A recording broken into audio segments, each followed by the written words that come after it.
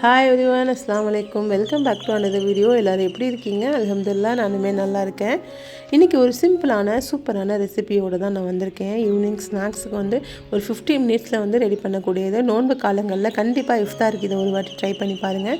வீடியோவை சேவ் பண்ணிக்கோங்க. புதுசாக பார்க்குற நண்பர்கள் அனைவரும் சப்ஸ்கிரைப் பண்ணிக்கோங்க.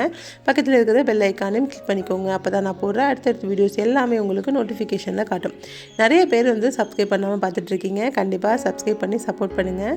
அப்போ தான் அடுத்தடுத்த வீடியோஸ்லாம் ரொம்ப இன்ட்ரெஸ்டிங்காக எங்களுக்கு அப்லோட் பண்ணுறதுக்கு வரும். உங்களோட சப்போர்ட் கண்டிப்பாக எங்களுக்கு தேவை. வீடியோக்குள்ளே போயிடலாம்.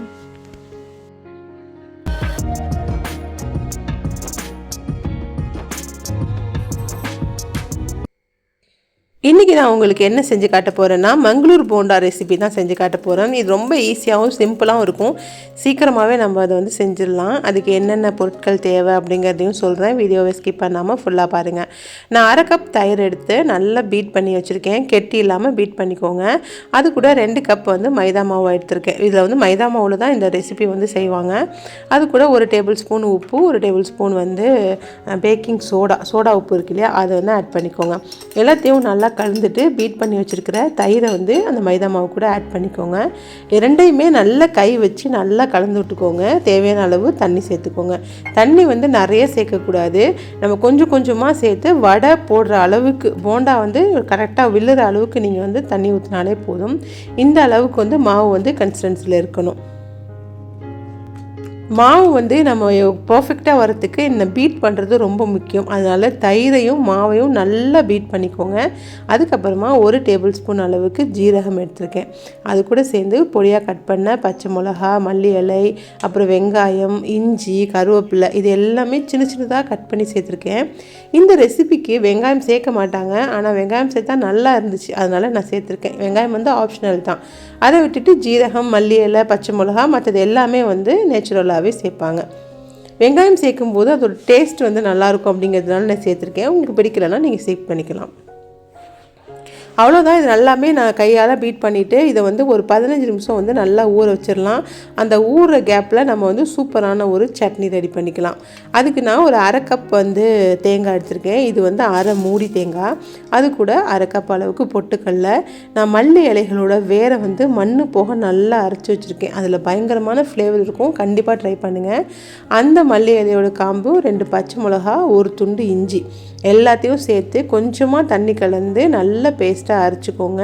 இந்த மாதிரி சட்னி கெட்டி சட்னி ரெடி ஆகிடும். இது அவ்வளோ டேஸ்ட்டாக இருக்கும். இந்த சட்னி கண்டிப்பாக ட்ரை பண்ணி பாருங்கள். அவ்வளோதான், சட்னியும் ரெடி ஆகிடுச்சு. இந்த கேப்பில் மாவும் நல்லா ஊறிடுச்சு. நம்ம எண்ணெய் சூடாகிற கேப் மாவு ஊறினா போதும்.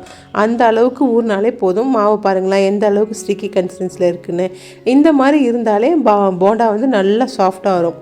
எண்ணெய் நல்லா ஹீட் பண்ணிக்கோங்க. அதுக்கப்புறமா ஸ்லோ பண்ணிவிட்டு நம்ம கையால் எடுத்து இந்த போண்டா ஷேப்பில் இப்படி போட்டிங்கன்னா அதுவே சூப்பராக வெந்து வந்துடும்.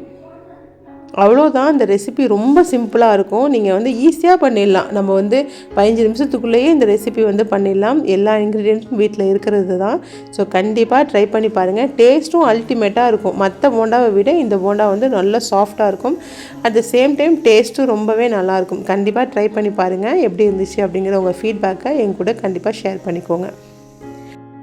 எனக்கு ரொம்ப டைம் இல்லை, சீக்கிரமாக ஒரு ரெசிபி பண்ணணும், அது போண்டா பஜ்ஜி அந்த மாதிரி இருக்கணும் அப்படின்னு நீங்கள் யோசிக்கும் போது கண்டிப்பாக யோசிக்காமல் இந்த மங்களூர் போண்டாவை ட்ரை பண்ணுங்கள். கண்டிப்பாக சூப்பராக இருக்கும். டைம் ரொம்ப சேவிங்ஸ் தான்.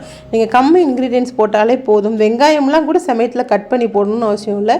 நீங்கள் வெறுசாக அந்த தயிர், மாவு, இப்போ ஜீரகம், பச்சை மிளகா அந்த மாதிரி போட்டாலுமே அதுவே ரொம்ப சூப்பராக இருக்கும்.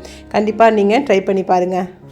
இந்த போண்டாவை மேக்ஸிமம் சூடாகவே சர்வ் பண்ணுங்கள். அப்போ தான் நல்லா சாஃப்ட் இருக்கும். அது ஆற ஆற கொஞ்சம் லப்பர் மாதிரி ஆகிடும். ஏன்னா இதில் நம்ம மைதா ஆட் பண்ணியிருக்கோம் இல்லையா, அரிசி மாவு அந்த மாதிரி எதுவுமே நம்ம ஆட் பண்ணல. வெறும் மைதாலே செஞ்சுருக்கிறதுனால மைதாவோட டெக்ஸ்சர் லப்பர் மாதிரி ஆகிடும். ஸோ அதனால் எவ்வளோ சூடாக சர்வ் பண்ண முடியுமோ அவ்வளோ சூடாக சர்வ் பண்ணிக்கோங்க. அவ்வளோதான். இந்த ரெசிபி உங்களுக்கு பிடிச்சிருக்கும்னு நான் நம்புகிறேன். கண்டிப்பாக உங்களோட ஃப்ரெண்ட்ஸ் அண்ட் நண்பர்களுக்கு ஷேர் பண்ணிக்கோங்க. புதுசாக பார்க்குற நண்பர்கள் அனைவரும் சப்ஸ்கிரைப் பண்ணிக்கோங்க. பக்கத்தில் இருக்கிற பெல் ஐக்கானும் கிளிக் பண்ணிக்கோங்க. அப்போ தான் நான் போடுற அடுத்தடுத்த வீடியோஸ் எல்லாமே உங்களுக்கு நோட்டிஃபிகேஷனில் காட்டும். என்னோட இன்ஸ்டாகிராம் லிங்க் டிஸ்கிரிப்ஷனில் கொடுத்துருக்கேன். கண்டிப்பாக ஃபாலோ பண்ணிக்கோங்க. சந்திக்கலாம் இன்னொரு வீடியோவில். டேக் கேர், பாய்.